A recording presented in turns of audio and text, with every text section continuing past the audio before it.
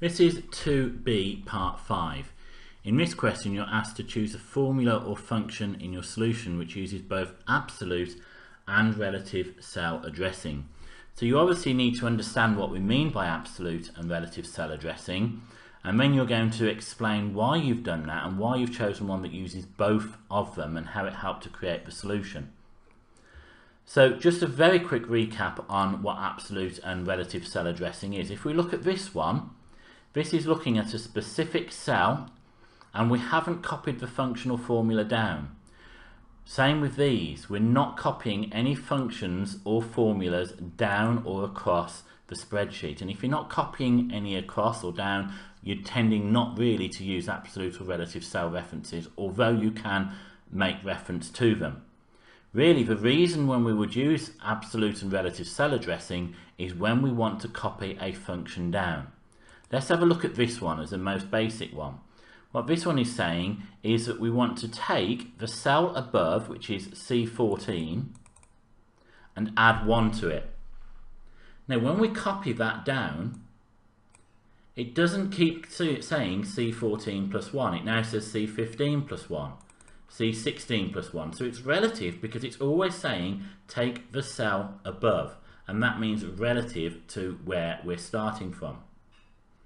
If we wanted an absolute cell reference, then we could have a look at something like the interest, and we can see here that we're referring to the APR bonus. Now when we copy this down, we do not want that APR bonus to change. We want it to stay at exactly that same cell. So you can see as we've copied down, it's stayed at that exact same cell, and that's what makes it absolute.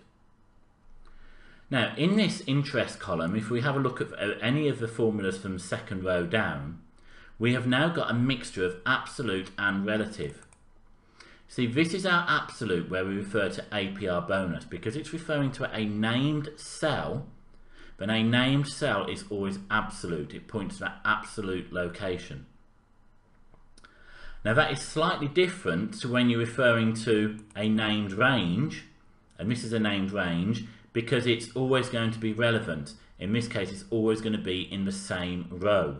So that will be in a relative position rather than an absolute position. So it doesn't keep the same cell. Now if we have a look here, we've also used F14, and F14 refers to the previous year's balance, and that is 1 row up and 2 columns to the right. So if we go down a cell, you can still see it's 1 row up, 2 columns to the right. 1 row up, 2 columns to the right. So this is a relative cell reference because we always wanted to be looking at the previous year's balance. So that is an appropriate relative cell reference. Now the question wanted a formula or function which uses both absolute and relative. Well, we can see here that this is using absolute because when we copy this down, replicate this down, we don't want it to change. We want it to stay as 17.3. And by naming that cell, it's made it absolute. We could also have said $3 and use its cell reference. And by saying $3, we're saying do not change number 3.